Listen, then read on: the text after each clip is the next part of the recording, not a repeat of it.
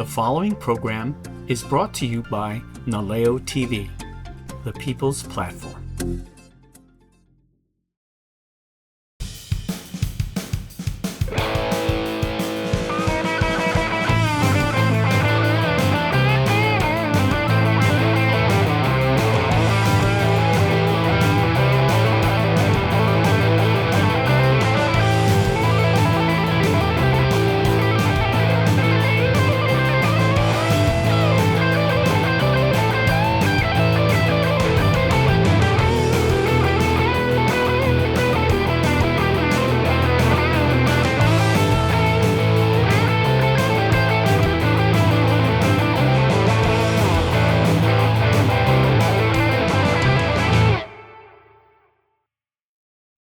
Aloha, and welcome to Classic Car Chronicles, Story Behind the Rides.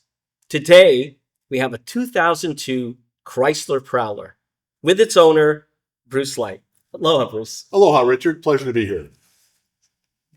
Chrysler Prowler. Yellow, bright, but beautiful. Unique. It's the perfect car for Hawaii.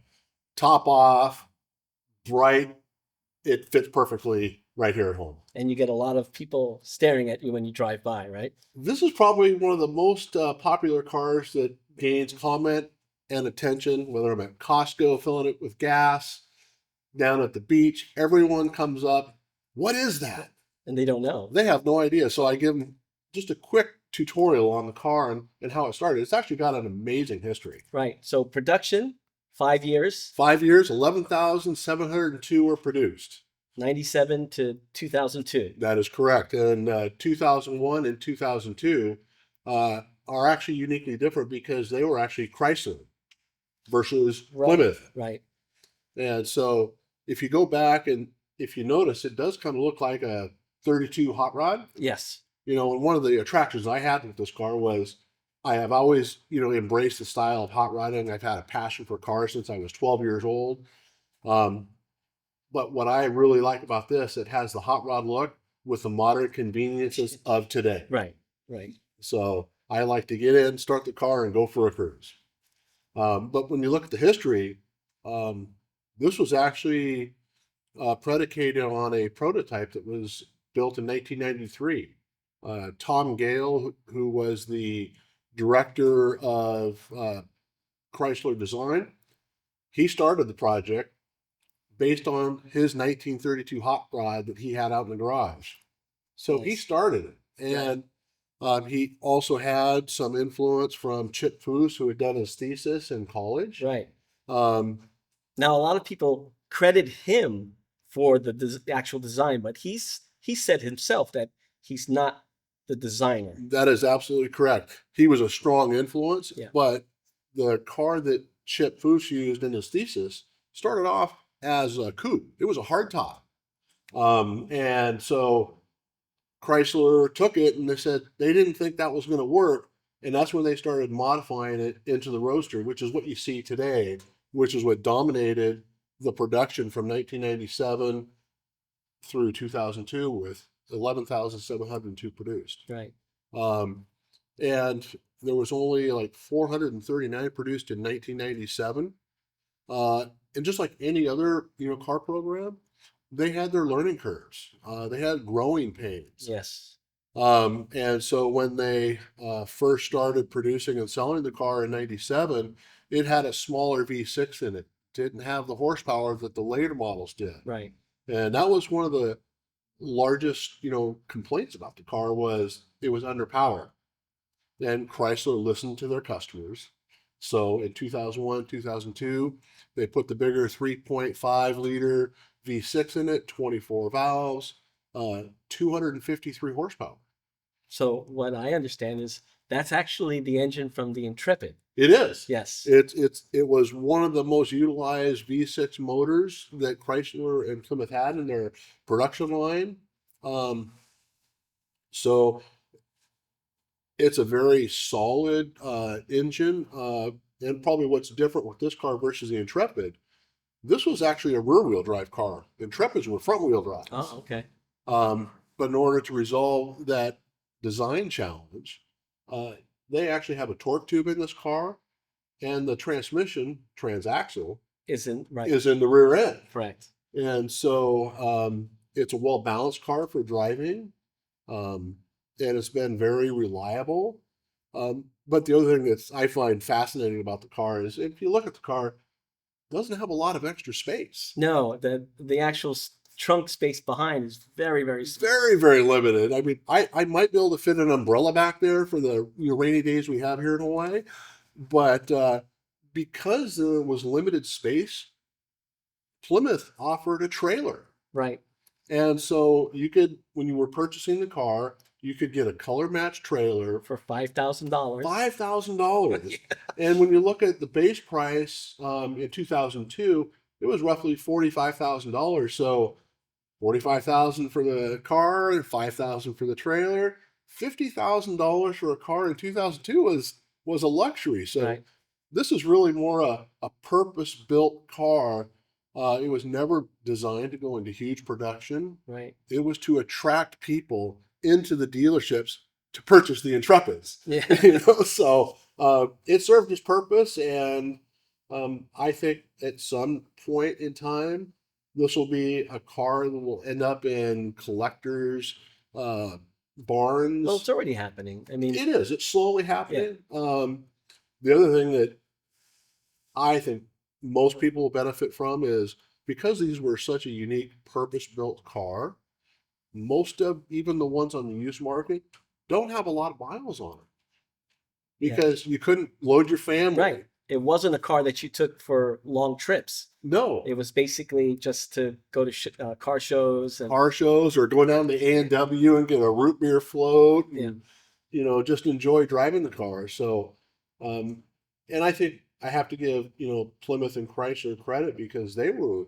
the very first manufacturer that really brought forth the retro cars. I mean, this was the first one out. right. And then you look at Well, no, the Viper was first. Wasn't it? Viper, but it was not a retro. No, that's true. That's true. It was a great hot But it was a rod. concept car. It was a concept car, but this was the first retro car, and then it was like Ford Thunderbird came out with a retro. Right. The Mustang was a retro in 2005. And then Chevrolet had the SSR, which was a roadster pickup truck that was a retro style design, more like after a 53. So you really have to give, both Plymouth and Chrysler credit for being bold enough to take on a design like this and make it available to the public. Right. And the other part about this car is that it is all aluminum. It is, which in my personal opinion, it's a great car for Hawaii. I don't have to worry about rust. Yeah. I mean, the frame is bonded aluminum, welded aluminum body panels that are bonded. If you notice, there's no fasteners anywhere on the outside of the car. So it makes a great car. And one of the other things that people probably don't have a lot of history on is because it was a V6, Chrysler, when they were designing the car, weight was their biggest factor.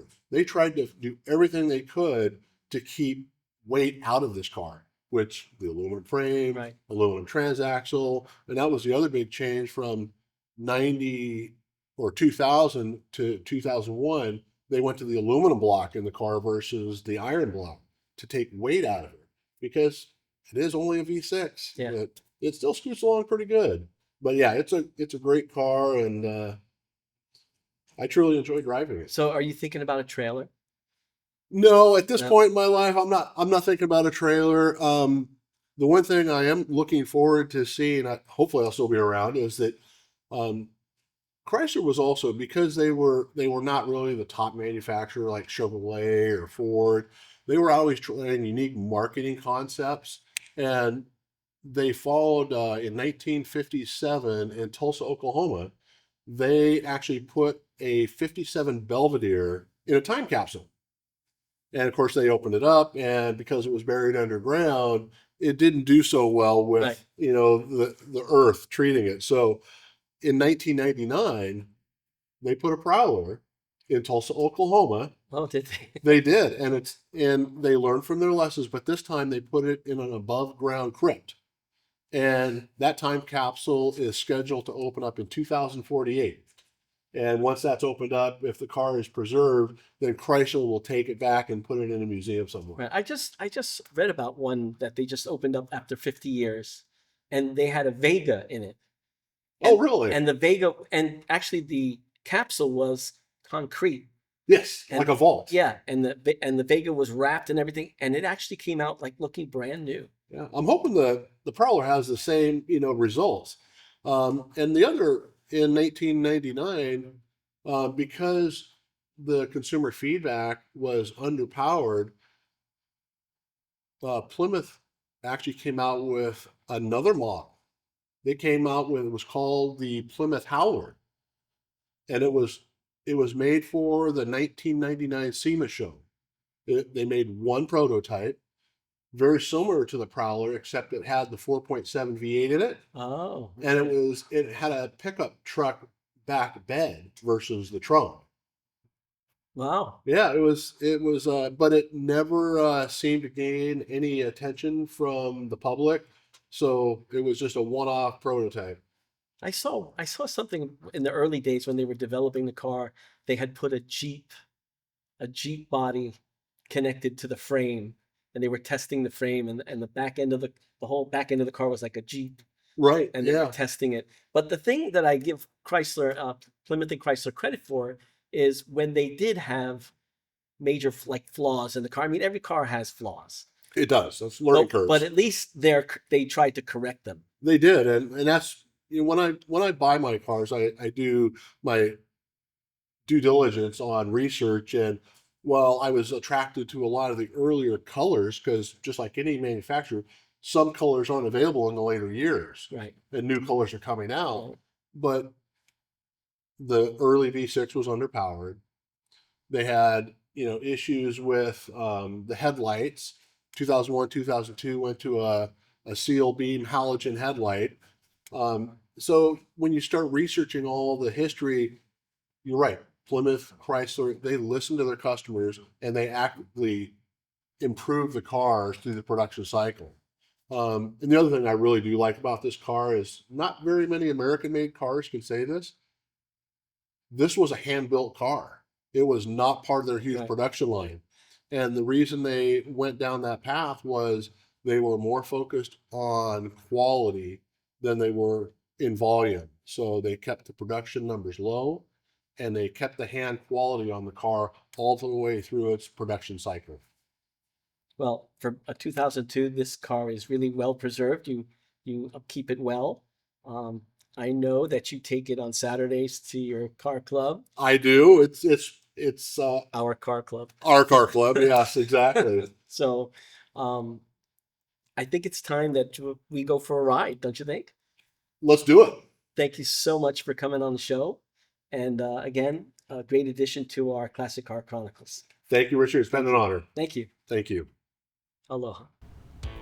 The 2002 Chrysler Prowler stands as one of the most daring and distinctive production cars of its era, a true modern hot rod. With its retro-inspired design, exposed front wheels, and sleek, low-slung body, the Prowler pays homage to the 1930s street rods while delivering contemporary engineering and performance.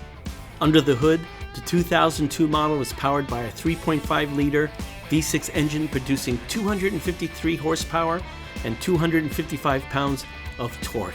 Thank you for watching Classic Car Chronicles Story Behind the Rides. Aloha!